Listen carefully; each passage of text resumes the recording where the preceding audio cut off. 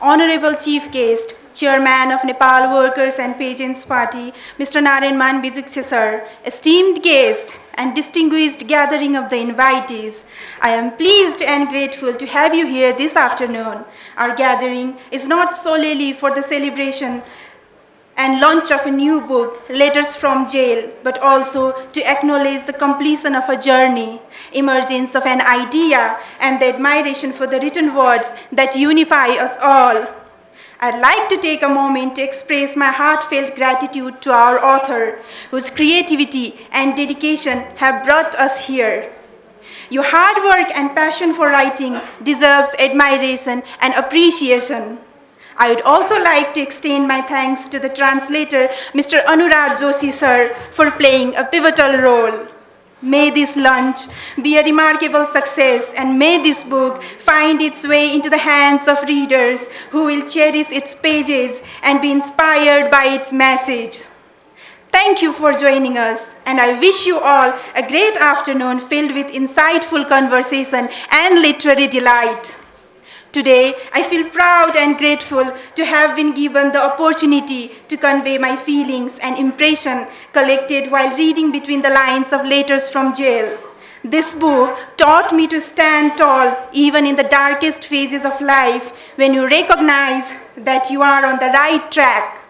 The honesty in each letters and hope for the better future of the country illuminate optimism, resilience, and persistence.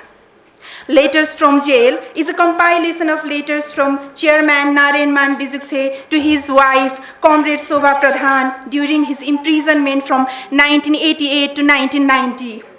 These letters serve not only as a personal account of his life in jail, but also as a reflection on the socio-political climate of Nepal at that time. Author articulates his health concerns, shares details about his surroundings, and expresses care for his family, particularly inquiring about his son's education and well-being. His letters reveal a blend of personal and political commentary as he navigates the challenges of incarceration. In his letters, author highlights pressing issues such as human trafficking, land mismanagement, and government ineffectiveness, which deeply trouble him. Yet, he maintains hope for a better future for Nepal, often expressing his visions through poetry. He describes his daily life within the prison, including moments of solace in a small garden and a pond, while mourning over the confiscation of his reference materials that hinder his intellectual pursuits. Despite these limitations, he remains engaged with the world through radio news and music, showcasing his resilience. The letters also explores into the richness of Nepal's cultural heritage, particularly emphasizing Newari traditions. Author celebrates festivals like Gai Jatra, asserting the importance of preserving cultural identity against the encroaching influence of Western lifestyles.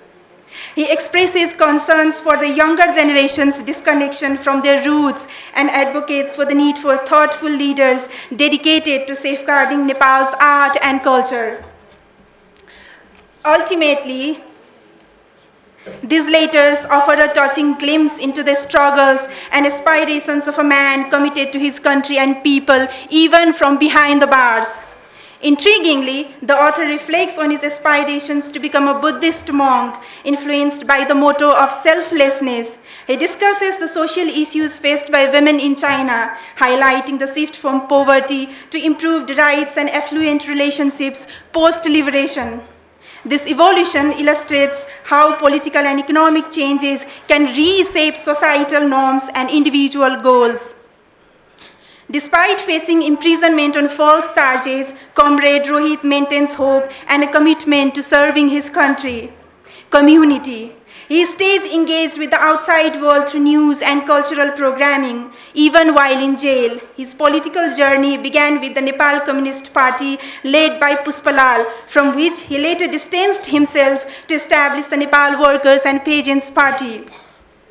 His activism includes protesting against imperialism, particularly in relation to US involvement in Vietnam. He acknowledges Nepal's rich diversity while also expressing concern over prevalent poverty and mental distress among the population. The author unfolds personal experiences and family history, including economic struggles following natural disasters. He reflects on social class distinctions in Bhaktapur, particularly concerning housing quality and access, the failures of German projects such as inappropriate housing designs, highlighting the importance of understanding local context. His late marriage seems to have evoked some misunderstandings with his wife, which he clarifies by explaining his commitments as a teacher and a tutor. Overall, his letters intertwines personal and political themes, emphasizing adaptability and the impact of broader societal changes. The letters journals the life of a politically engaged individual who faced various challenges while tutoring young female students and addressing community issues such as food scarcity, tenant rights, and land disputes.